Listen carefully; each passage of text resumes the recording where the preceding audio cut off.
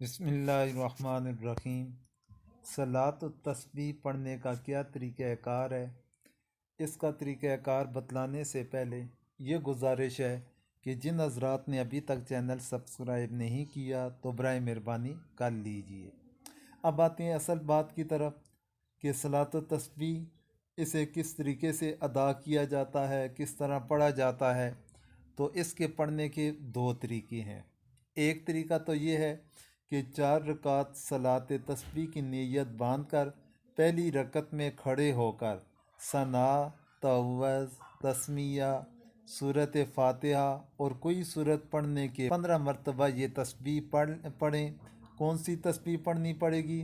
سبحان اللہ والحمد للہ ولا الہ الا اللہ واللہ اکبر تسبیح 15 مرتبہ پڑھے۔ پھر رکوع میں سبحان ربی العظیم کے بعد 10 مرتبہ یہ تسبیح پڑھیں۔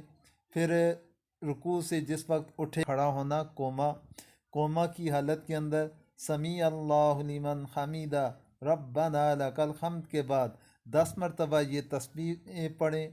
پھر پہلے سجدے میں سبحان ربی مرتبہ، پھر پہلے سجدے سے اٹھ کر جس وقت دوسرے سجدے میں جانے سے پہلے بیٹھے گا، جسے جلسہ کرنا کہا جاتا ہے، تو سبحان ربی الاعلیٰ کے بعد 10 مرتبہ تسبیح پڑھیں۔ پھر دوسرے سجدے سے اٹھتے ہوئے اللہ اکبر کہہ کر بیٹھ جائیں اور 10 مرتبہ تسبیح پڑھیں۔ پھر بغیر اللہ اکبر کہے دوسری طریقہ کار تو یہ ہے صلاۃ التسبیح پڑھنے کا۔ اور دوسرا طریقہ کار کیا بنے گا؟ دوسرا طریقہ یہ ہے کہ پہلی رکعت میں کھڑنے کے بعد 15 مرتبہ تسبیح پڑھے، پھر تعوذ، اعوذ باللہ، بسم اللہ، اور پھر اس کے بعد سورۃ فاتحہ پڑھے، اور کوئی ساتھ میں جس وقت اوپر اٹھے گا اس حالت کے اندر، پھر پہلے سجدے کے اندر، پھر پہلے سجدے کے بعد جس وقت بیٹھے گا اس وقت پڑھے گا، اور اس طرح یہ پہلی رکعت مکمل ہوئی۔ اسی طرح دوسری، تیسری اور چوتھی رکعت یہ اس ترتیب کے ساتھ بندہ مکمل کر لے۔ یہ دوسرا طریقہ بنتا ہے۔